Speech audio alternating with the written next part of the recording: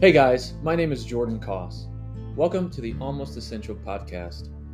This 16-episode series is based off my final project for my Doctorate of Ministry degree at Fuller Theological Seminary. The title of that final project is Almost Essential Evangelists, Improving Retirement Asset Accumulation for Mainstream Church of Christ Pastors. In this series, we will interview 8 different specialists in 8 separate episodes. And we will also interview 2 pastors from each of 8 different regions around the U.S. This final project was inspired by 10 years of ministry in 3 different churches of Christ from Georgia to Northern California from 2010 to 2019, as well as my time as a financial professional in training in 2020. That is where I learned about the retirement crisis America is in and will be experiencing in the coming years. Now, I have 3 goals for this podcast. 1, provide an accessible, denomination-specific qualitative conversation for Church of Christ pastors and leaders. 2, introduce leaders and listeners to retirement vehicles and strategies they may not have heard about before. And 3, provide encouragement, motivation, and knowledge to save for the last third of life. Thank you for listening and enjoy. All right, welcome to the Almost Essential podcast. This is episode 11. This is a very special episode where we're going to be interviewing pastors from the Midwest region of the United States. But first, with me once again is my co-host Lars. Lars, why don't you say a few words about yourself? Yeah. Hey, I'm Lars. I met Jordan doing youth ministry, and we got talking about all kinds of cool things. And I interviewed him on a podcast about youth ministry. And so when he was getting to this project, he said, "Hey, would you be my co-host?" And I said, "That's awesome." But I also have some stake in the game because I work as a church relations director at Bushnell University. So I want to help pass. Oh, looks like he froze there for a second. Till he comes back, James, why don't you introduce yourself first? And say a little bit about yourself.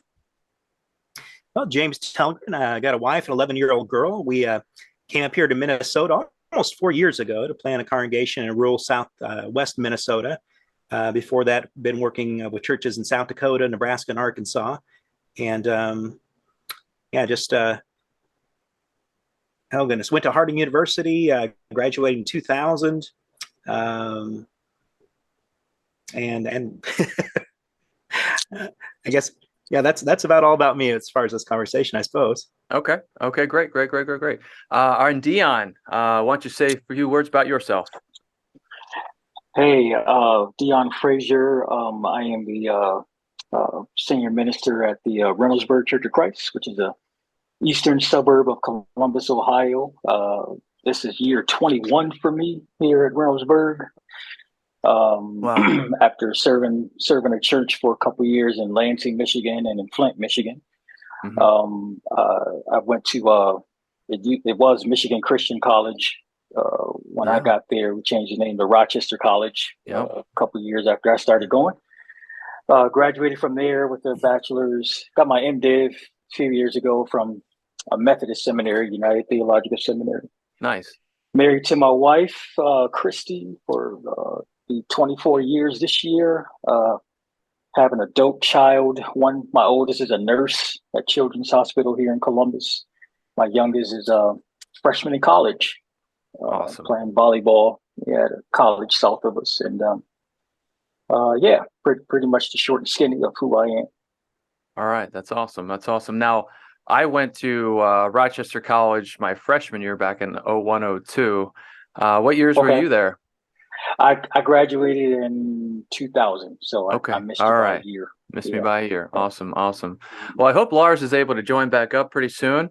But before he does so, let's just go ahead and jump into the questions. All right. Let me try something here real quick first to see if I can help him. There he is. Let me let him back in. Okay. Hey, what's going on, my man? Glad to have you back. You there, Lars? We'll wait for him to jump on in. Okay. So the first question, let's just jump into the questions now.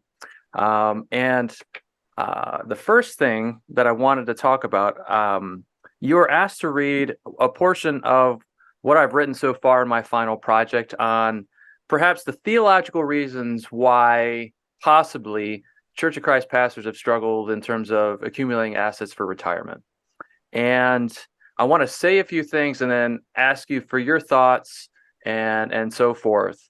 And so what I explored theologically was Alexander Campbell's ecclesiology, which ecclesiology in Church of Christ has always seemed to hold first place above other categories of theology, especially in terms of the teaching of every congregation is autonomous, and that's led by a plurality of elders. And in Alexander Campbell's reconstructed theology, elders were the located and compensated pastors of local congregations, because in his mind, it was meant to curb the problems and abuses of established denominational hierarchies and organizations like what he saw in his time growing up in the UK, like financial corruption in the midst of the clergy system. But it also kind of seemed to create new problems and abuses despite his good intentions. He defined the evangelist pastor role as an itinerant with no fixed salary who moves on once the elders and deacons are then put in place. There were often also in many writings that he wrote and others wrote at that time in the 19th century, and even many who wrote in the denomination's magazines, such as Gospel Advocate and so forth, warning that the evangelist and pastor should guard against acting like he is one of the elders of the congregation, and to not inhibit the actual elders, ministers of the congregation, which were the elders in the Church of Christ ecclesiology. But the problem, even in Alexander's own lifetime, was that his ecclesiology didn't work. By the 1840s, congregations, the nature of the congregations themselves, whether they couldn't find a plurality of men in the congregation to be able to serve that were qualified, or the fact that the elders weren't educated and couldn't minister in terms of teaching, or whether the evangelists, pastors, were so didn't have enough money to be able to continue to do the work as that fulfilling that itinerant role. So there were so many problems that these congregations were experiencing that by the 1840s, congregations started to practically resolve these issues by employing full-time salaried pastors fresh out of college. Alexander Campbell founded Bethany College in 1840 to alleviate the problem of uneducated ministry. And by 1865, what we know of now as Lexington Theological Seminary, it was founded, and that pretty much marked the arrival of located and compensated professional ministry within the movement. Now, towards the end of the 19th century, almost into the beginning of the 20th century, J.W. McGarvey, Church of Christ, kind of held on to his view, therefore, of this shifting ecclesiology due to the very nature of the congregations that Church of Christ made up. They kind of clung on to J.W. McGarvey's view of the professional pastor, now that we had professional pastors, was that they were still a hired evangelist who served under the call of the elders. And the other view, which the disciples took, was Isaac Eric's view, which held that the pastor was an elder or a leading elder. So my question for you is, now that I got all that out and tried to summarize the section a little bit there, are we functioning within an ecclesiology that never worked from the beginning, and which in turn has hurt pastors financially? You can either answer that or just simply, what stuck out to you from this conversation theologically in my paper? James. Yeah, Jordan, I really appreciate what you wrote because it really speaks to, I think, what a lot of Church of Christ history has said, or has at least seemed to like in their actions, is that we really like poor preachers a lot more than preachers who are comfortable. I think it was interesting that the disciples decided to go a certain way, and the Church of Christ decided to go a certain way, and I think it is in a lot of places, as you said, it's kind of non-functional from the beginning, because when you have the autonomy that I think our early Restoration heritage had sought out in a lot of places, it kind of dismisses the fact that you need to have people that are good at shepherding, that God has blessed in that way, and that are spiritually mature, to show other people how this is done. When you come into congregations that are either new or that have been around for a long time that lack any spiritual leadership, and we have tons of these across the Northern Plains in our area that don't have elders, who haven't had elders for years, who have never seen a healthy, functioning eldership. So either they're A, distrustful of people that are in authority, or they're B, they just don't know how to get there. They want to grow. They want to be good Christian leaders. They've never seen it done, so they don't know what it is. So I think part of what we've done in the Church of Christ, it works against us because due to the autonomous nature of our congregations, where I don't even know what this would look like in some cases, but where we don't share elders, we don't necessarily train them until recent decades. It really works against us because you have a congregation full of people who, because of a lack of influence and lack of training, lack of Bible reading, whatever the case may be, you have the pastor figure who comes in, who's usually the more spiritually mature person in the congregation, who is then submitting to a group of people who are less experienced and less mature in the faith. So that kind of sets up a very interesting dynamic that makes it hard to move forward in a lot of ways. Mm-hmm, mm-hmm. So this was an interesting topic for me, because at the time you sent this to me, we're in the process of selecting the elders at our church, and I was nominated to be an elder. So this for our church is a new season of, okay, your full-time minister is also going to be potentially a shepherd or elder. Mm-hmm. And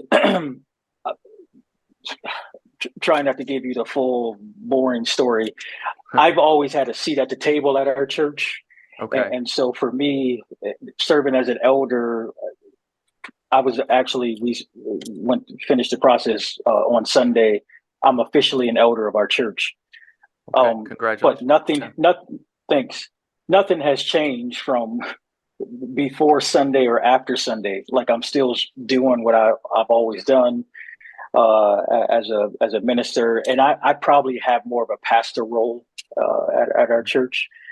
Anyhow, so my initial read of Alexander Campbell, and this is not just on this issue, but most of a lot of his leading voice on many issues, is that it's reactionary. Yeah, very much so.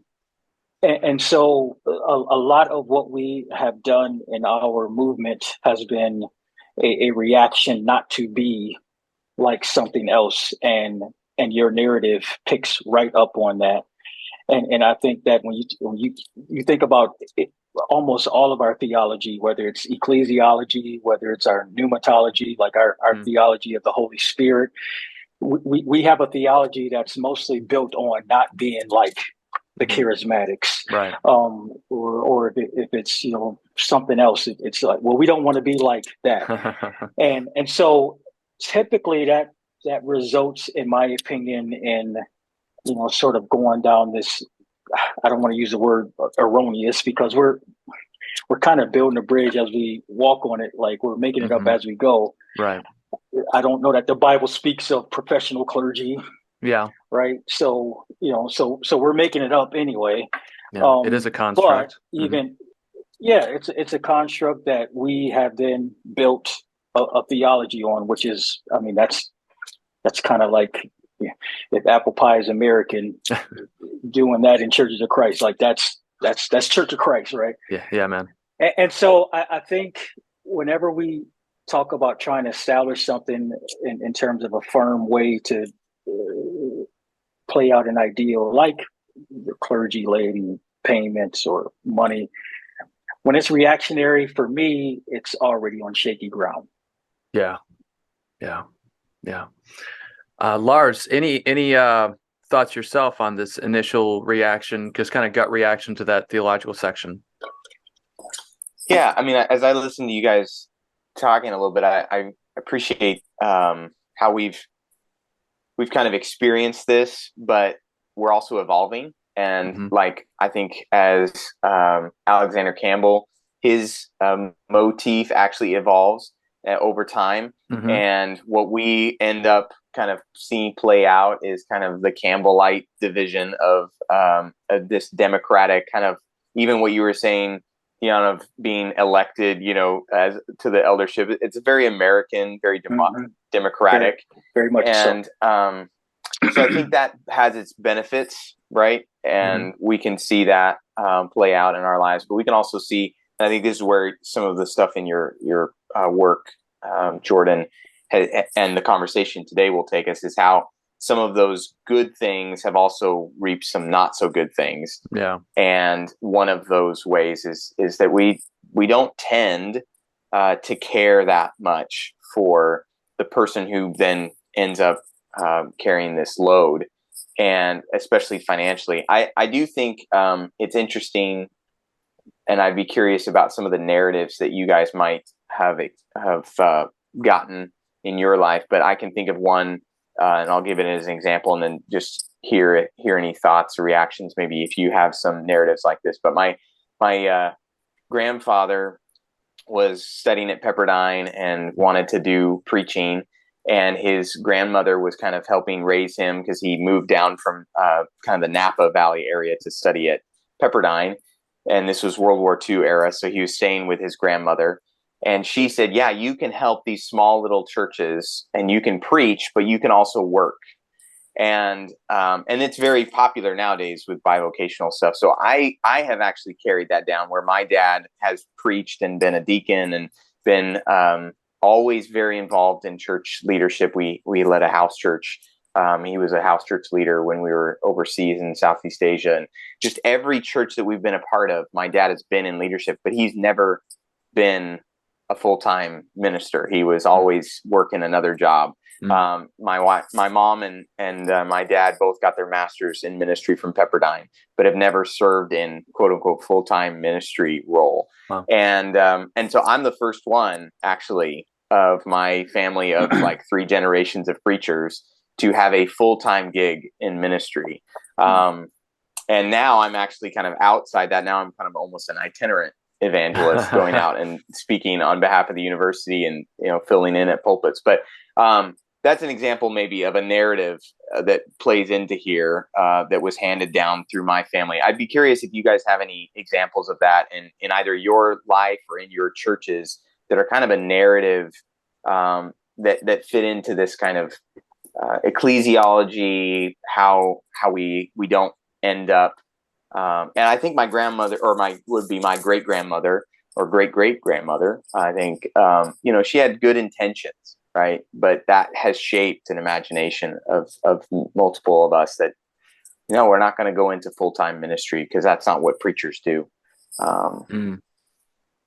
Any stories like that in your guys' life? Well, I would say maybe on the flip side. So part of my origin story is growing up in an African-American Church of Christ, which I don't know if a lot of people understand that the African-American, the Black Church of Christ is, it has connection to the Black church experience overall. Like, I know we have our segment in Churches of Christ, but when you talk about Black church, there's a lot that informs the Black Churches of Christ. And one of those is, and I believe it was W.E. Du Bois that kind of his message to Black folks was that we have to be preachers, we have to be teachers, we have to be lawyers, we have to be educators, we have to be like in everything. And so I grew up with a preacher who was not only a full-time minister and got a full-time salary from a church. He was also at one point a English school teacher. When he was in Hartford, he was the superintendent of Hartford Public Schools. And so he was educated. He was in the military. And as I met some of his contemporaries, some of his colleagues, most of them had other careers. They were preachers, they were lawyers, so it wasn't like bivocational in that they needed another job to help supplement the income. It was they were bivocational by choice, and as such, many of them, in terms of being financially fit, they were actually doing pretty good. Okay. Which is again, it's an interesting maybe dichotomy to what you're sharing in your Totally. story, Lars. Yeah. Well, I wonder, and Lars, this kind of piggybacks off of what you said as far as people coming in and not being treated as well. I'm trying to think back, to my youth, to my teen years, the three or so ministers that we had over two different congregations. Definitely, at least two of them, definitely viewed as, they're here to do a job. They're probably not going to be here, for a long time. So don't, get close to the families or what have you. But there was definitely growing up an idea that this person is in here for, to do this job. They're in here because of the pay that's here to do this position. And though there was kind of a respect for the position, there was still kind of I guess something that almost kind of looked down on professional preachers because they're doing it, even though if they're doing a good job, they wouldn't be here if it wasn't for the money. They wouldn't be here if it wasn't for the, what the congregation's offering them. And you take a look at any other field, that kind of thinking is kind of ridiculous. Right. But when it comes to, areas like religion, and there's probably some other fields like that too, you think, well, can we trust this person's doing this, because that's where their heart is, or that's, are they here just for the job? So I think there was that definite unconscious bias that was really pushed in my teen years, at least, where, preachers are preachers because they're getting paid to do this, and they're doing it because they're getting paid. Yeah. Yeah. All right. Can I add to it? Yeah. Just in our, at least in the church I grew up in, and right now my context is it's a predominantly white church. We're diverse, but it's predominantly white. So certainly would categorize as a white church. The church, again, church I grew up in, and the churches that I was associated with, mainly black churches. The preacher was the guy. In New York, Western New York, it was actually very rare for black churches to have elders. Okay. The preacher was the main guy, and if there were elders, it's because the preacher installed elders. Interesting. But the preacher was still, and I think and again, this is off topic, but I think there's a historical strain that can trace back to why that is in a lot of black churches. Sure. But having said that, because the black preacher was so revered, the church took care of him. Okay. The preacher I grew up with had a very good salary. Okay. And was very well taken care of. Okay. That's interesting. Yeah, that's a great perspective. I want to read to you a summation that I found of the evolution of the pastor, the evangelist within Church of Christ from the 19th to 20th century. And you could just simply say within the 20th century itself, from the beginning to the end. And this is that summation. And it goes like this. First, there was widespread antipathy, and I can't even say that word. I think that's how you pronounce it. Widespread antipathy towards located and salaried pastors within a culture of anti-clericalism and extreme congregationalism. Second, this prejudice shifted so that the pastoral experience morphed into short-tenured located preachers. And third, located and salaried pastors became the established norm as they became trained long-term congregational ministers. So you went from the beginning of the 20th century where you had that very anti-clergy system, like there's no way we're going to have a located and salaried minister.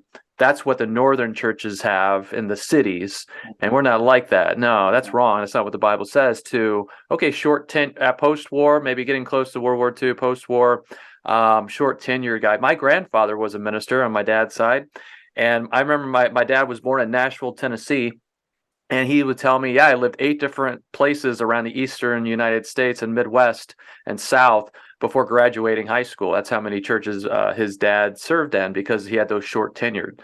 And then finally, that more of a, okay, long tenured, heavily trained and educated congregational pastor minister by the end of the 20th century, which is what I was used to growing up in downriver Detroit. My minister I grew up with, Ron White, was there for a very long time, and he also became an elder himself. So he was both the lead minister pastor and an elder by the beginning of the 21st century. So what do you guys think of that summation?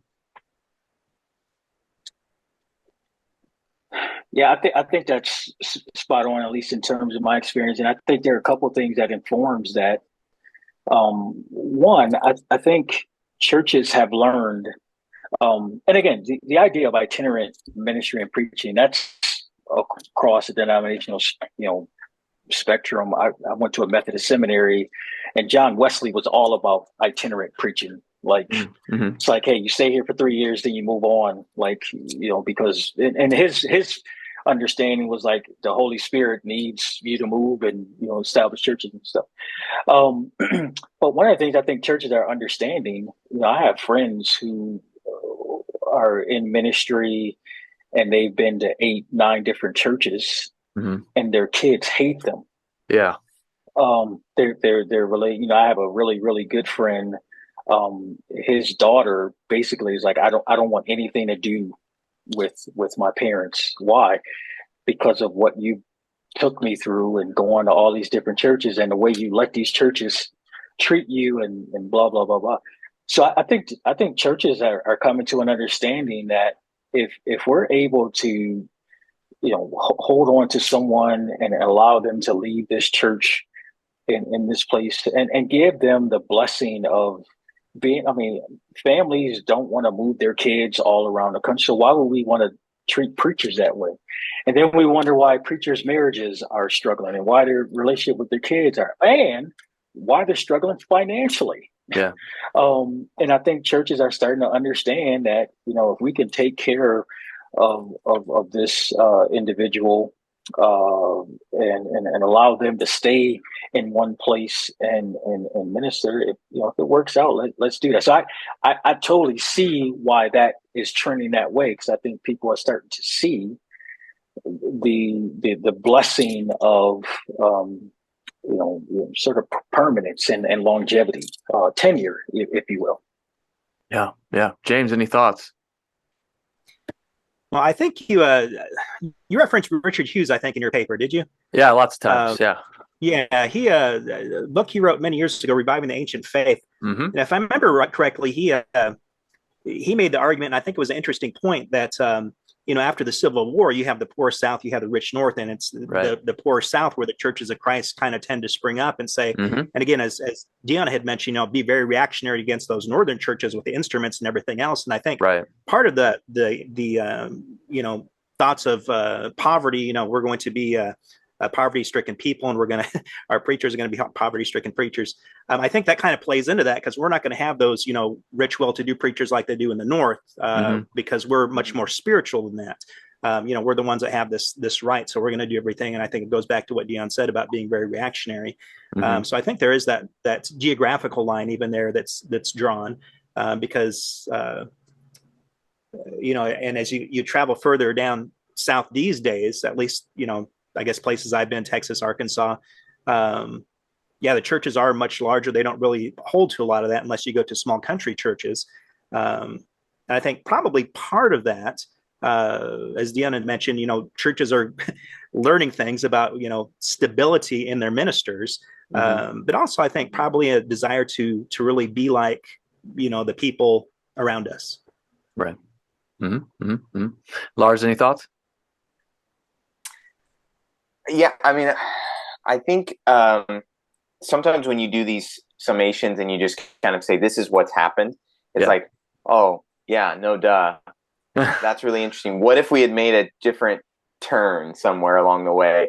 And I like the idea of like saying these are opportunities to be self-reflective and make a turn. And so when we do things like, oh, we're gonna have our preacher, our itinerant person, be here longer and see how those experiments change, or I like to call youth ministry a 40-year experiment in Churches of Christ that's coming to a close at this point. But hopefully there'll be some changes that might have some longevity in the future, and a new experiment, and so then preachers being elders, like, as Dion, you're an example of that right now. And that's kind of where the summation is kind of ending in many ways, is that we're experimenting with this idea that the preacher does have an pastor's role. And we're almost back to the beginning, where those churches who thought, though, the role of pastoral care and preaching resides with the elders, well, now the preacher who's located is also an elder and in charge of that. And where I wonder that we actually need to go back into is not paying people and making them go to bounce around to these other churches, but the role of the evangelist. Where is there a need again for these people who have the gifting of helping the people of God pay attention to the Spirit of God at work in their locale, but they may not be called to that locale themselves? And so maybe these itinerant evangelists are on, media and web and Zoom, and they look like Jordan Koss talking about retirement and things, and helping foster conversations like this. But I don't know. I mean, I think we could explore some technological advances there, but we may be again back at the beginning, where we need actually more of these evangelists, and that role within the church is maybe missing. And people who are located full-time salaried have almost become paid elders in the way that the church used to be functioning ecclesially. I don't know, thoughts on that. I'm kind of rambling, but no, it's good. It's good. But I just, as you guys were talking, I was like, we're almost coming full circle back to the beginning point. What's missing though is the itinerant person. Yeah. My mind went to who possibly is fulfilling that itinerant role right now is just in a position that's called something different. Like, is it all these different parachurch organizations that kind of come in and try to help churches kind of get off the ground, either revive or what have you? I don't know, but other thoughts, guys? Well, I mean, I think baked into itinerant is, I think, evangelism, and it's this idea of, we got to go out into the world and spread the gospel. Well, how can you go out and spread the gospel? Evangelists, good news. How can you spread the good news unless you're moving? I do think that our missiology has changed such that we're starting to believe that, or at least in my own context, I believe that God has planted us in this corner of the country to influence this community, and not necessarily go. Yes, I believe in foreign missions. We support, Guyana and Philippines and other nations and other cities. Yeah, but like right here in our community, and how best can we get to know the community except that you have someone who lives in the community? I'm very intentional about making sure I live in Reynoldsburg.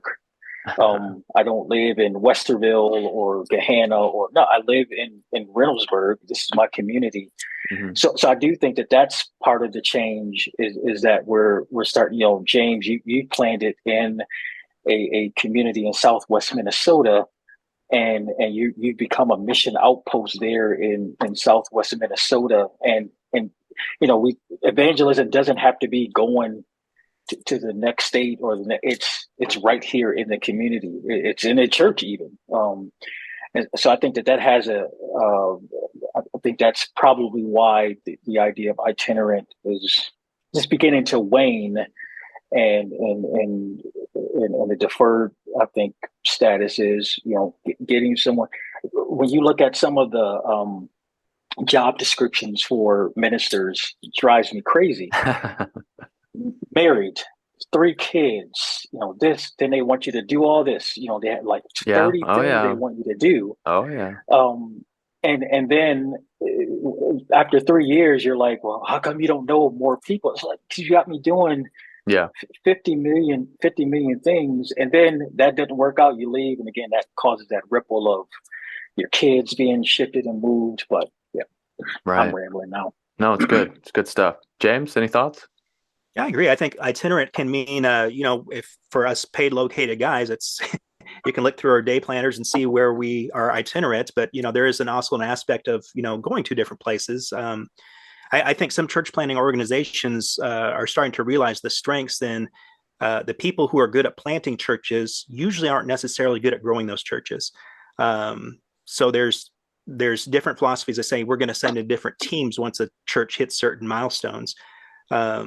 Now, when I tested out for assessments, I'm not a good personality to plant a church, but they said you're probably going to be one that helps a church grow. So there's been a lot of weaknesses, that I've had to struggle through here. But Sure. I think part of the itinerant process is, finding those people maybe who are called to, be in a place for a couple, 3 years, and kick things off, whether it's different places, different states, or even in local communities. What ministries you're kicking off, and what types of different people that are going to hear the gospel through what you're doing. Yeah. Great. I want to mention one more thing before we get into our questions about retirement for in your context, and the other theological aspect that plays a role in perhaps why Church of Christ pastors are perhaps struggling historically with accumulating assets for retirement might be also Barton W. Stone's apocalyptic worldview. And part of that apocalyptic worldview was a particular way of looking at money and economic perspective that idealized the impoverished preacher, among other things. A rejection of wealth, and also a rejection, therefore, of located and salaried pastors. So both Alexander Campbell and Barton W. Stone, with two different perspectives, joined forces, and both of them had a different perspective on why you should reject located and salaried pastors, and therefore perhaps also contributed to financial hardships of its pastors, of its evangelists. What's interesting that I found is like Alexander Campbell displayed in his life an upward mobility, and that upward mobility, a lot of it was due to the two marriages, his first wife and getting the land and farm in Western Pennsylvania, and accumulating other things as a result of having that land. But he displayed upward mobility. He was also a great businessman, an editor, et cetera, et cetera. But Barton W. Stone started out with wealth, but intentionally lived a life of downward mobility. For most of his second half of his life, he did not take on any salary, but tried to support his family through farming and other means. And so I just thought that was really, really interesting to those two main characters in the Stone Campbell movement, and and their perspectives and their lives, looking at that in terms of wealth, etc. So what are your thoughts on the apocalyptic perspective that perhaps also plays still part of our DNA, maybe in Church of Christ even today?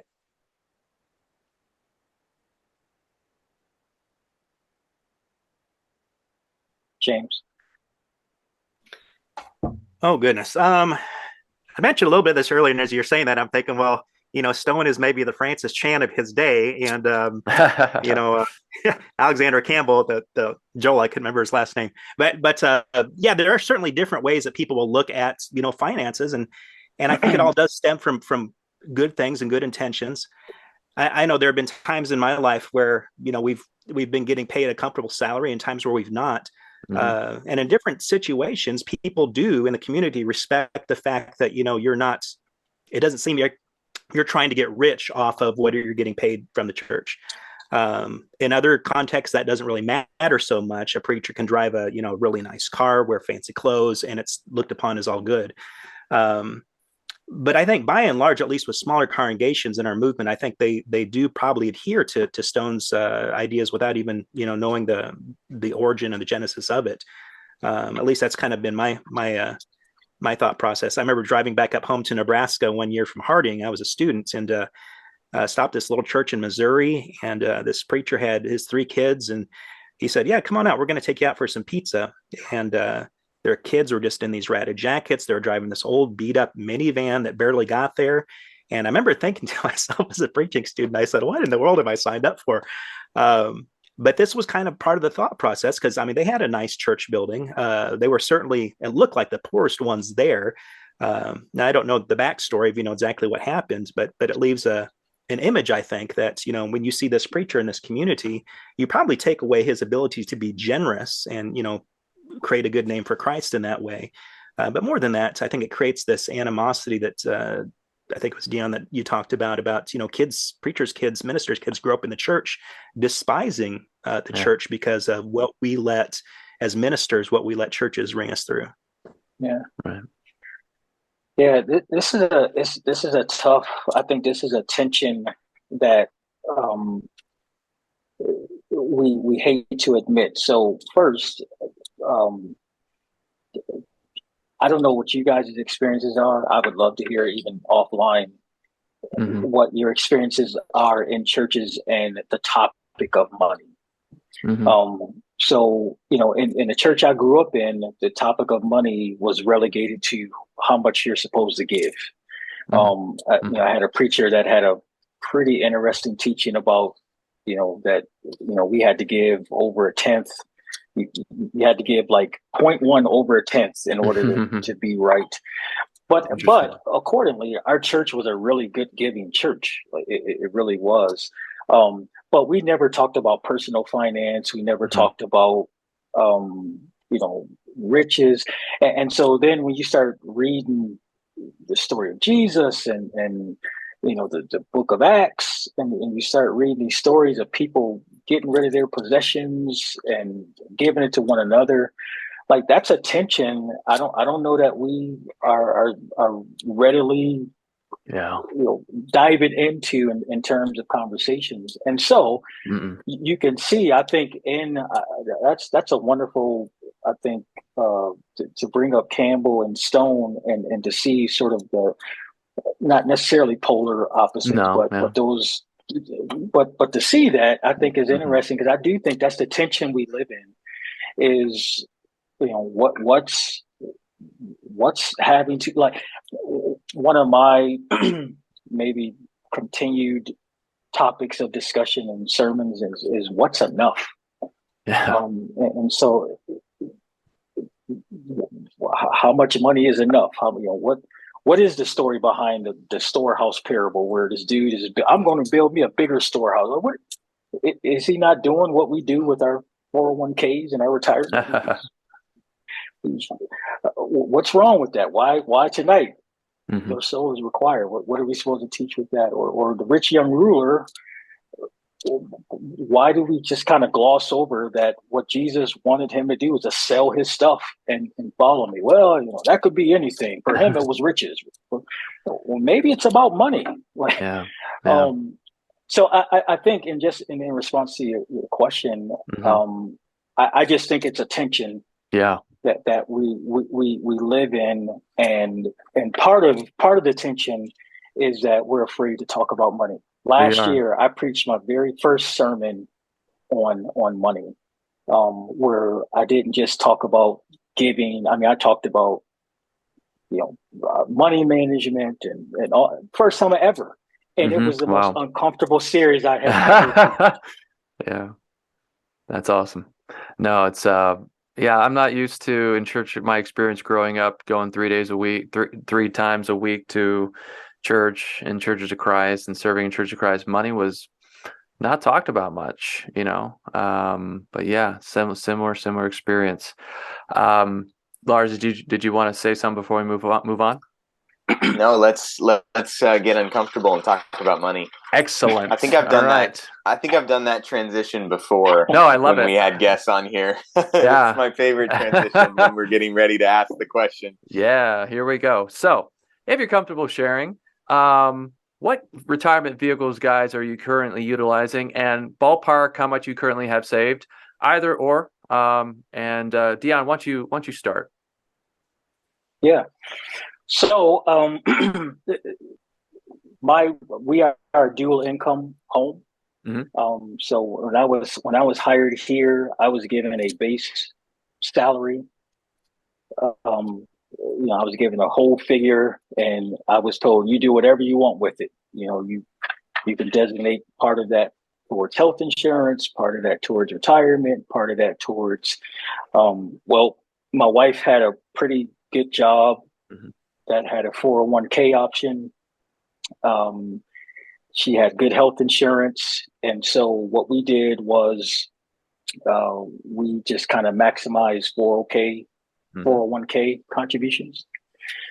And so that's our retirement, is her 401k. Okay. I think last I remember statement we probably in that we've got about $250,000. Oh, wow. That's great. Yeah, maybe. Yeah, we'll see. Yeah, a little more, and then we've got just like emergency savings, a couple $1,000s. But and the churches you've worked for, Dion, have you been offered a retirement package deal? No. Okay. Nope. Okay. Nope. Okay. Got it. All right. Thanks for sharing that. Appreciate that. James, what about you, man? Well, used to be in the stock market some. I've switched a lot of stuff over to bonds. I've got some money sitting in a 401k from many years ago. And we've got about, I won't get to the exact dollar amount, but we've got about a year's salary set aside. Nice. And it's probably about a third of where we want to be once we get a little bit older. Right. Okay. Great. Awesome. So in light of that, Teresa Ghilarducci says in her book, Rescuing Retirement, that the new class divide for Americans, in light of living within this context of America's DIY retirement crisis, the new class divide is one's level of retirement anxiety. How would you rate your retirement anxiety as a COC pastor in light of this DIY retirement crisis context from 0 to 10, 10 being very anxious? I'd say for myself a 0 or 1. It's just It's nothing I really worry about. But then I kind of have the attitude too that I'll probably just work until I'm dead, and that doesn't bother me at all. Yeah. But if something happens, where we can't work, we've got some things otherwise that we'll fall back on. Okay, gotcha. Dion, what about you, man? Yeah, I'm probably at a 2 or 3, and I'm very similar to James. This is not this may be a horrible place to be. I'm just not consumed with. I wonder if part of Stone's view was trust God. Yeah. No. Yeah. And if you trust God, like he'll take care of you. And it's a rejection of being seduced by this American retirement. When you're listening to the experts, it's all they're talking. Hey, do you have this? Do you have this? Right. Like we kind of live on a different. We've got a different worldview that's informing our behaviors and our anxiety. And so I'm probably at a 2 or 3 because I turned 50 next year. And, and I really just haven't thought a lot about it. So. Okay. All right. No, that's good. Yeah. Thank you for sharing that. Okay. So next question 4. Tell your story if or the parts you haven't mentioned yet. Tell your story from the angle of retirement savings, being a pastor within COCs. We've already touched on a lot, but what haven't you shared yet in terms of how you can tell your story in terms of retirement savings? I'll say this.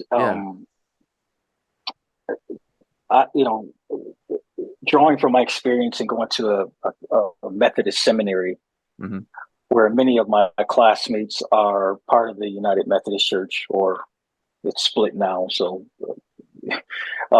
but that's interesting that part of the split has a lot to do with retirement, because interesting. If the denomination splits, what about all these retirement funds for different pastors and such? Yeah. But when I talked to a guy who was part of the AME, African Methodist Episcopal Church, and he was switching to the United Methodist Church, and I asked him I said, man, like why are you switching denominations? and he said without reservation, retirement. Oh man. He said retirement. He said that the UMC retirement package is just fantastic. And so when you start to explore sort of the connectional model of the United Methodist Church, it's not just a retirement piece, but I tell you what, there is a longing for, as much as we've celebrated autonomy and COC, there is something about the connectional model of you know, UMC and other denominations that probably you know, it doesn't give us an opportunity to talk right better about how to take care of ministers. And I think it's the reason that if a young person came to me right now and said, "Hey, I'm thinking about going into ministry, what is your advice?" I would say, go get a degree in nursing. Yeah. And Interesting. And minister on the side so that you know, yeah. So yeah, I think that's what I would say, is that this conversation draws me back to a conversation or a desire for us to talk more about being more connectional in our churches. Interesting. When we had Teresa Ghilarducci on in episode 3, in kind of our introductory conversation before we started recording, she mentioned she had a colleague that did a study on church pension plans, and the church that finished first in terms of how well their ministers, pastors were doing was the Episcopalian church, because they were very connected, like you're saying, and there was a lot of wealth within that pension program system. And so it's those kind of like perhaps higher church models that have a headquarters and they all feed into a pension program, that their ministers and pastors are doing better as a result of that. And it's our more Baptist, Church of Christ, more the ones who have more roots perhaps in America than in Europe. They're having a harder time, their pastors. James, what are your thoughts in terms of telling your story? Well, as I got older in ministry, talking to some friends, I never really had friends that were in ministry outside the Church of Christ, probably up until my 40s. But now, talking to some of my Lutheran friends and some other friends, Methodist friends, and them telling me they're not just their salary packages, but their compensation, their retirement, their there are other things that they get. I'm thinking, wow. And you just never know, when you don't hear about these things, you don't know what's standard for other groups. Yeah. And I kind of wonder if, the Church of Christ used to have this thing, of course we're going to keep our ministers because everybody else is wrong. You can't go to you can't step outside of your denominational lines. But I think, in the past couple of decades where that's really, those lines have really weakened. I kind of wonder if we'll have a lot more Church of Christ pastors kind of jump ship for those kind of reasons, the younger ones that are coming up. But I think that, and Dion said, get the nursing degree, and bivocational is very popular right now. And part of my own personal philosophy as we approached some ideas about retirement, when I hear a lot of ministers talk about retirement, Church of Christ ministers talk about retirement, that have such a heart for ministry, what I consistently hear is, well, you know what, after I retire, I can do ministry on my own terms. I don't have to, jump through hoops. I can just, go where the Spirit calls me. And I applaud that because of the hearts, but at the same time, I think that's so sad. Yeah. That we built a structure where the minister doesn't feel empowered to follow their calling, and they think they're going to work all their life so they can achieve the sudden golden thing at the end, where suddenly now, all of a sudden, when I'm in my golden years, then I can really minister like my heart's desire is. So part of, for me, part of the freedom that's been found in church planting, where, you have the freedom to kind of really just throw things at the wall and see what sticks, where you don't have to run everything through a committee, has just been very, very liberating in that way. But I know, going back and thinking for even great congregations that I've worked for, there's so much you have to work through to get any sort of new ministry started. And the thing that's on your heart today, God won't, your passions won't wait on you forever. They'll dwindle and they'll die if we don't feed them. So I think it's important that, as many church leaders that are viewing this right now, that have a talk with your ministers, with your pastors, about how you can empower them to follow what God's calling them to do. Mm-hmm. That's great. Lars, I'm sorry, I kind of got off topic off of retirement there. No, but that kind of whole process of what we're going to need financially, I think plays into, instead I want to find a place where we can minister with our hearts, presently, and then, not need as long to do whatever it is that we want to do in a certain way later. Mm-hmm. Mm-hmm. All right. Thank you for sharing. Yeah. No, I think these are the stories and the conversations that change the imagination. We've kind of used that language in the podcast before. We're just trying to shift imagination around the located minister, around retirement. And so there's all these things at play. And at the end of it, we're hoping that we get to listen and follow God's calling more. And so it's not that retirement means that you end following God's call. You are able to invest in God's call in a new way, in a unique way. And I think you don't get that if you kind of run headlong, like today is the last day of your life. And so I think that's where I'm invested in this, because I think we have capacity for ministry, that we get shaped by the stories and the experiences of today. And then we can serve out of this deep well later in our life. But what if my well isn't full because I'm still digging? It's like I kind of feel like we have some ministers, at least that I know, that have hung on in places and have stayed longer in their pulpit. And that isn't that role that they're in is what they think they're still called to. But it's no longer actually where I think their greatest ministry could be. And my grandfather recently passed away, and he talked a little bit about not wanting to be a burden on his kids and then his grandkids, because I was nearby as well. And yes, as you die and as you age and in retirement, you may be a little bit of a burden. But I tried to tell him, no, your aging is a gift, and your dying is a gift to me. And the fact that I got to move back and spend more time with him in the last 2 years than I did my first 30 years of life was a real gift. And I think he was almost too busy for my family, because he was hanging on, trying to help this church. Now, he wasn't in full-time ministry at that church, but he was kind of the person keeping it alive. And my dad is somewhat bitter about some of those experiences and times. Yeah. But in these last 2 years, we had just great, he did not feel any obligation to that church anymore, to ministry. He was kind of amiss in his calling, and kind of like he didn't understand it. And yet he did minister, and we did have some of our best conversations about God and faith and the church in this period of aging and dying. And so I just think that's the imagination shift we're trying to help people make. It's not like, oh, ministers need enough money so that they can, be wealthy.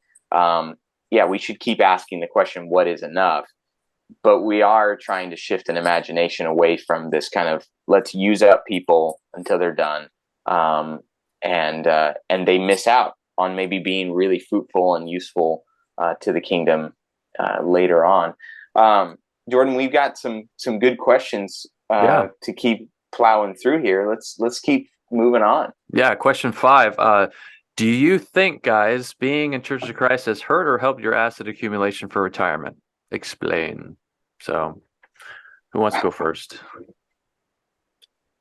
I'll go first on that. Okay. I think just by virtue of the fact that Churches of Christ ministers typically get paid less, I think it hurts the accumulation for retirements. But other than that, I don't see that it's at least in my own experience, I don't see that it's any different than a lot of things. We each get a certain amount of money, and we decide what to do with it. But by and large, I'd say the Church of Christ pay has been lower than other places.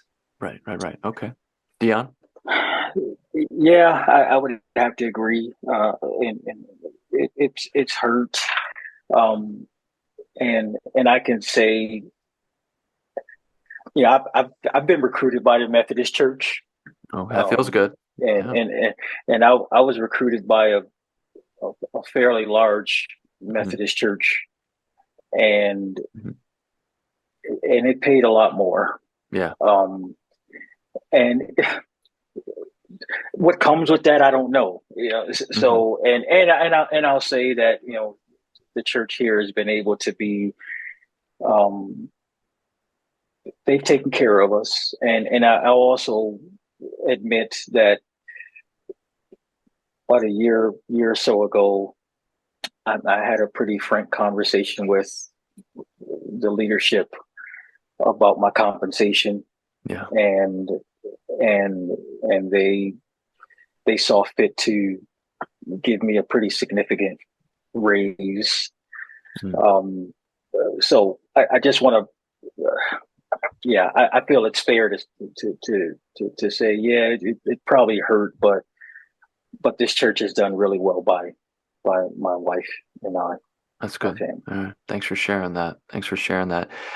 I have friends who, from Freed Hardeman and other schools that have been in that went into ministry, and I don't know if this is like the trap, but you start off at a smaller church in like country, and then you work your way up to a larger town, and then get into the city. And I even followed that pathway of going from Georgia to the Central Valley, Modesto, to the Silicon Valley, San Jose, 10th largest city in the country. And the size of the church grew in each of those different moves, as well as the pay and the compensation package. I didn't have a retirement in Georgia, and I had retirement in Modesto and in San Jose. And ultimately, though, with that larger city church, there comes new challenges that are very different than what you experience in the South or in a smaller town. And like some of my other friends, they followed that similar path. They're no longer in ministry because some of those challenges they did experience in those city churches, and the demands of that more educated and wealthy members had upon them and their family. And so I don't know if that's a good path to go or not. That's my story. There's a lot of other guys' story as well, but I don't know. I just felt like saying that. Lars, any thoughts on question 5? No, I'm curious to keep digging into your guys' story, because I think, like you've mentioned, everybody is a little bit unique. And so, I think the challenges, question 6, Jordan, there, what do you feel are challenges to save for retirement as a pastor? And are there benefits for a pastor within Churches of Christ? So maybe we kind of addressed a little bit the challenge already of the salary being lower. So maybe let's lean in on the benefits question then, guys. You're talking about in terms of benefits, in terms of compensation, like fringe benefits, or just benefits overall in general? I think in terms of are there any benefits as a pastor within Church of Christ that help you save, accumulate for retirement? Gotcha. Okay. I'm going to say no. Okay. And do you want to expand upon that at all, or just no? Well, I haven't seen any. Okay. Goodness, 1, 2, 3, 4, 5 congregations I've worked with. I've not retirement's never been mentioned. I guess conferences and such that I go to. I guess I've never heard a talk on retirement. So it's just not. It's just not in the conversation. Got it. What do you think, Dion? Yeah, I would agree. And again, I think it goes back to a reluctance to talk about money, and also I think there's in some regards there is just a what's the word I'm searching for, insensitivity to the plight of ministers. You give a minister a parsonage, for example, and which we used to have a parsonage, and the thought is, you've got a free house, and what, like, you should be happy. I have to pay rent for my house, and blah blah. It's like, or I have to pay a mortgage on my house, and what they immediately dismisses that, yeah, you have a house that you pay a mortgage on. That's an asset. That's probably an appreciating asset. Meanwhile, this parsonage is, yeah, we don't have to pay any rent, but we're not building on our assets. So there's sometimes just a disconnect. And a lot of these people at church, they work for these big companies. AEP is a big company there in Columbus, American Electric Power, Columbia Gas, Ohio State. Mm-hmm. They have wonderful retirement packages. Yeah. And the fact that it just almost never comes up. Like, I don't know if last year when I talked to my leadership about a compensation review, was the first time anyone has ever asked me about my retirement. Wow. And I've been here for 20 years. Wow. That's something. That's definitely something. I've talked more about retirement with you guys than I have with with my church. Yeah. All right. Well, so man, you guys brought up the things, conferences and other churches and things like that. So talk to me about education. Dion, you said you were at a Wesleyan seminary and stuff, but even there and those experiences. But yeah, James, I'd be curious about your education background.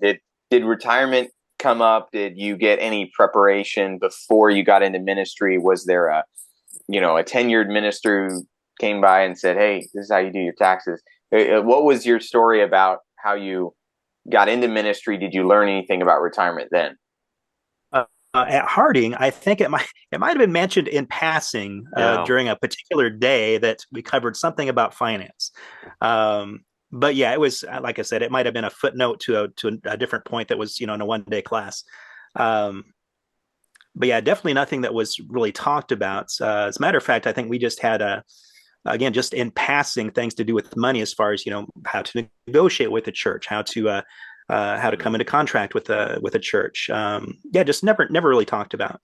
There was just a big shying away, whether it's, intentional or not, of talking past anything to do with money on the university level, at least in my experience. Okay. In undergrad, I had a class, I think it was called Philosophy of Ministry. And each week the professor had, so one day he had a funeral director come in, and we talked about funerals. And then one week he had a preacher come in that focused on small groups. And one week he had a tax professional come in and talk about personal finance. And so one week in undergrad, we talked about now in the Methodist seminary, which I really applaud, where I applaud Churches of Christ and our theological muscle. Mm-hmm. I applaud the Wesleyan tradition on their like practical muscle. Mm-hmm. And so I had an entire class on stewardship and finance. Mm. That, I might add, a wealthy donor donated enough money to the seminary so that everybody could take that class for free. Wow. So every student took a stewardship and finance class, tuition free. Because it's kind of absurd that a lot of our churches will say things like, "We want this minister, we want you to have a bachelor's degree, preferred master's degree." Mm-hmm. But then your pay doesn't reflect all this education, nor the payments that most of us have to pay back, from student loans and such. Yeah. So I appreciated that at the Methodist Seminary of having a class that taught. I mean, it was a lot about church finance, but there was also some sections on personal finance and planning for your future. Got it. Awesome. Thank you guys for sharing. So the next question is, and you might have already mentioned this, Dion, I'll pose this one to you first. What have you found to be the greatest help in terms of saving for retirement as a pastor? Is it your spouse's retirement plan from her job, being dual income, or is it something else? Yeah, totally. That's my go-to. Yeah. I've had the benefit of having a spouse who works, and that comes with costs. I know not everybody has chosen to do that. We've been questioned by some. Why does your wife work? Right. You have some faith, religious traditions where that's a absolute no. But yeah, we've poured fully into that. That's been our plan. Okay, great. James, what about you, man? Really, it's just been I've not been very intentional about sticking stuff away. We've been single income for most of our marriage, and monies that I picked up here and there, whether it's from weddings, things like that, selling things here or there, we put in and been able to save, a little bit that way. But we are in a situation now where my wife is going back to renew her nursing license, so she's going to start working a little bit, and so I imagine we'll be using some of that money as well to fund some rainy day funds in retirement. Okay, great. And with that, moving on to the next question, what do you feel, the theology question here, what do you feel is the theological or ethical ideal in terms of saving for living in retirement? We've already kind of touched on it, but how do you think theologically about this, that tension of like that money itself presents to us trying to live faithfully in this life? I have a friend here in town who's a Mormon, and been over to his house a few times. And, good Mormons keep a year's supply worth of food in their basement. And I say, why do you do that? And he said, well, if, there's some natural disaster, whatever happens, we spy want to balloons. Be the ones. Yeah. Yeah, I don't know if they have things to shoot them down, but they can be the ones where people come to for food, and they'll provide help for the community. And I kind of think of retirement's the same way. We can be too focused on ourselves in our retirement, obviously, just like we can in our spending. But I think there's a principle in Scripture about, working and setting aside. But there's something to, being able to help your neighbor out too. And I think, our motivations for why we're saving, our motivations for why we are wanting to do this thing that we call retirement, I think are important. Yeah. Yeah, I would absolutely say that mine is it's underdeveloped. I think you may have caught in my statements earlier. It is. I use the word tension intentionally. I don't know. Yeah. I don't know how to think theologically about preparing for the future. And I don't want to use some corny platitude like, "Hey, tomorrow's not promised." Right. But tomorrow's not promised, and I'm not foolish to think that, I'm just going to live it up for today and blow it all. Obviously, we have some savings, but I do caution against this added anxiety of what our future is going to look like, because Jesus talks about that. Don't worry about tomorrow. Yeah. So I think that would be my answer. It's just, I don't know. Yeah. I don't.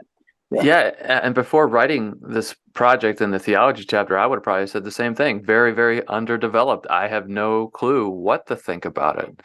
For one, again, we never really had a class in my seminary experience where we just went deep dive into, studying the theology of money and possessions, and then talk about it at church, etc.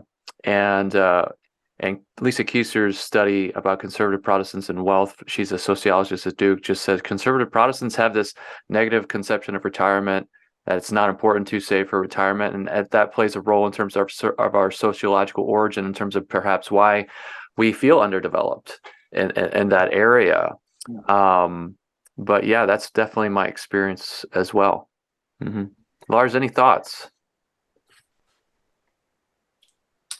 Yeah, I mean, I think I overanalyze these things. I would probably overthink about it. I was accounting undergraduate and always thought that I would work full time, like my dad did, for a place like Nike or something, and be heavily involved in a church. And so I would be intentional with my wealth planning and all that through these other spheres. And so I think, yeah, we can over rev on it, and maybe that's where pastors actually get to be kind of a non-anxious presence.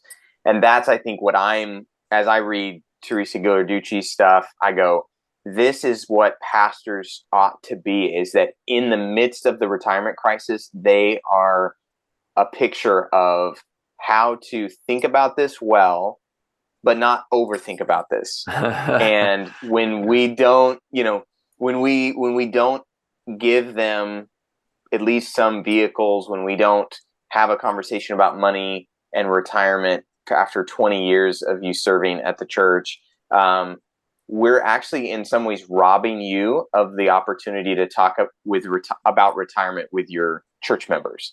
And so I think like elders should be on the pastor's case if they're not talking about the retirement vehicles that the pastor has and different things. Even if you're not a good saver, like you should be sharing a little bit vulnerably with people, like, hey, I'm not set up for retirement. I am trusting God a little bit.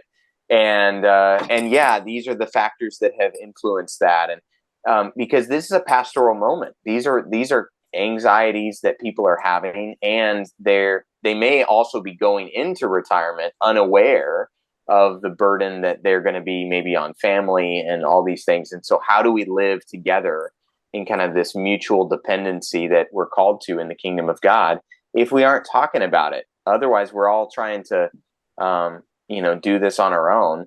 And I mean, there's all sorts of factors. I think about the rise of retirement homes and retirement communities being an impact on this. The cost of being a retired person goes through the roof if you have to have nursing home care. And we've lost that a little bit, where the kingdom of God used to be these kind of spaces where people cared for each other.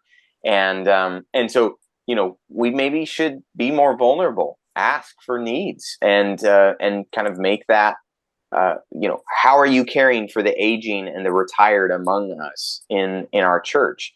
And I think the pastor gets to be part of that if you're talking about retirement vehicles and not just ignoring it. But I don't think that means like, okay, every church is making a 10%, contribution match to retirement. Like I think there's an in-between space where we're doing due diligence to the pastor, but we're not setting them up to be, way more wealthy in retirement than their members. I think it's in there. And it's a pastoral moment that we're missing. Go ahead, James. And Jordan, if you've already said this in a previous podcast or are going to, I can certainly address or watch those later. But I'd be kind of curious of your take on this, since you poured a lot of thought into this. Just theologically, how to think about it. Yeah. Yeah. So like the Nazareth Manifesto, the Jubilee ethic, is kind of like the area where it seems like, and trying to read where theologians have actually mentioned retirement, because they may mention it, but they might not like dive deep down into it. So it's like a shallow. I was kind of frustrated because it was hard to find somebody who did really went into the subject of retirement very deeply. But where they did, such as Brueggemann or Ben Witherington, they mentioned the Nazareth Manifesto, the Jubilee ethic of that Jesus frames his ministry in Luke 4. And therefore, there shall be no poor among you, from Deuteronomy 15. How does this Nazareth Manifesto help us to think about and imagine what retirement should look like, in terms of, if we got this one person serving in this community that should be living by the Jubilee ethic, and that includes economics, then he should be, or she should be, exhibit A in terms of Jubilee flourishing. within that community that they serve, and everybody should be, not just the minister, but how it's I don't see that being emphasized in churches, at least growing up. The idea of Jubilee and economics that, like we've mentioned in other episodes, like Lars has, that could definitely come across as being woke or democratic or socialist. And so, but that's definitely perhaps an area that I would pursue in terms of if one was going to write a theology of retirement and saving for retirement, honing in on the Nazareth Manifesto that John Mark Hicks has written about and embracing creation. And let's see, who wrote New Heaven and New Earth? Richard Middleton hones in on the Nazareth Manifesto. Now, he doesn't go into retirement, but he hones in on the Nazareth Manifesto, that would be the best place to start to put together how do we think theologically about saving for retirement for the minister and for everybody. That's really, wow, that's profound. We so often think of retirement in terms of individual or maybe couples or families, when, in Scripture, it's much more of a communal effort, whether it's financial or through care. So that's very interesting. Yeah, that sounds like your Mormon story. That certainly, I think, feeds into that idea of communal. If people have need, they take care of each other for sure. Yeah. Lars, you had mentioned the idea of churches taking care of that there is a senior community here in Central Ohio that was started by Churches of Christ in the early 70s, and it was started as a retirement facility for preachers. So the original vision was preachers don't have retirement like a lot of folks, and we want to create a living facility for aging preachers that need nursing care. It is now a $100 million a year multi location facility that I'm looking at. If I need to stay in a nursing home when there's no way I could afford it. Wow. Okay. Which is interesting, and I don't want to say that to be critical, because it's actually a wonderful facility, and they have a great heart in it. But it's interesting how it started as this place of refuge for probably folks who couldn't afford. To now, I don't know that, and our family is high middle income, but I don't think I could afford to live there. Yeah.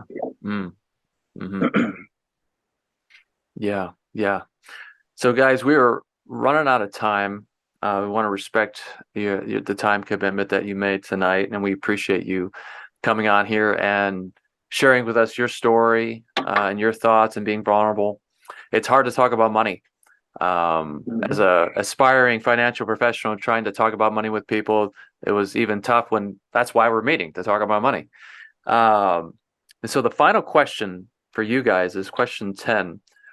What would you tell a new pastor in training about saving for retirement while in ministry?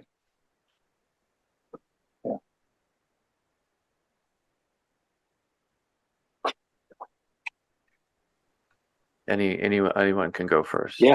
I would say my first ministry job was 1997. I was 23. My first full time would have been in 98. I think that's when I started, 98 or 99, 98. And it was the furthest thing from my mind, retirement, Social Security, just didn't think, when I got my 30s, started to think about it a little bit more. And I think my advice would be, again, without being overwhelmed with anxiety, think about, I'm talking to my daughter is 22 years old. She's a nurse. She has a great salary right now. She's making a lot of money. I can still see her bank account like, whoa. And one of the things I'm telling her is, hey, start planning for your future, and don't blow your money, and start talking about what your retirement plan is at children. So I think the simple advice is just think about it earlier than later. Mm-hmm. Okay. Thank you for that. James, what do you think, man? And I'd have similar advice. Just, even start just a little bit, as you're getting out of school, just start a little bit until you figure out exactly where you want to be and what you want to do. I remember talking to some of my peers as was getting ready to graduate about, what we're going to be doing with money. And in hindsight, I really wish could have got together with some different older folks, some different older ministers, and talked about the same thing. Yeah. Not just about planning, but about what you guys are doing as far as, forming that philosophy of what is it that we want to do, and why is it that we're doing this, and then make a plan to feed into that. Mm-hmm. Okay, great. All right. Any kind of concluding thoughts from you, Lars? Well, I just want to say thanks, Dion and James, for sharing so much. Some of these conversations that we've had with experts have been really fun and rich. Like one with John Mark Hicks was really fun as we talked about the Nazareth Manifesto. But these conversations where we just get to hear from, people who've had rich experiences in other tradition, elements of our tradition in different regions have been really good. And I think your region is probably the represented Church of Christ region in many ways. Yeah. Because we talk about the Pacific Northwest as kind of this lonely, isolated place that's kind of crazy, and so there'll be stories out of Portland or Seattle or something, or Southern California gets some shout outs with Pepperdine, and then all of the located stuff in Texas and the South just gets prioritized. But I just love getting to meet you guys, and I just want to say blessings on your ministry, and excited for the future as you're now an elder there, Dion, and then James, just with your new church ministry too. Just blessings on that. Thanks so much for being on the podcast tonight, gentlemen. Yeah. Thank you. It's been a pleasure speaking with all of you.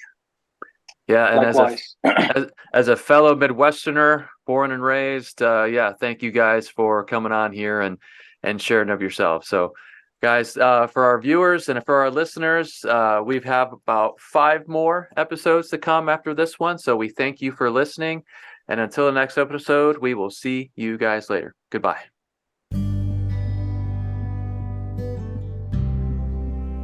Once again, thank you for listening. We hope you enjoyed this episode of the Almost Essential podcast. If you like what you heard and you want to reach out, you can connect with me, Jordan Koss, on Facebook or Instagram. We hope this series is a valuable resource for you, pastor or otherwise. And remember, you are not almost essential. Your role and service in the church is essential, as well as saving for retirement within your holy vocation and calling.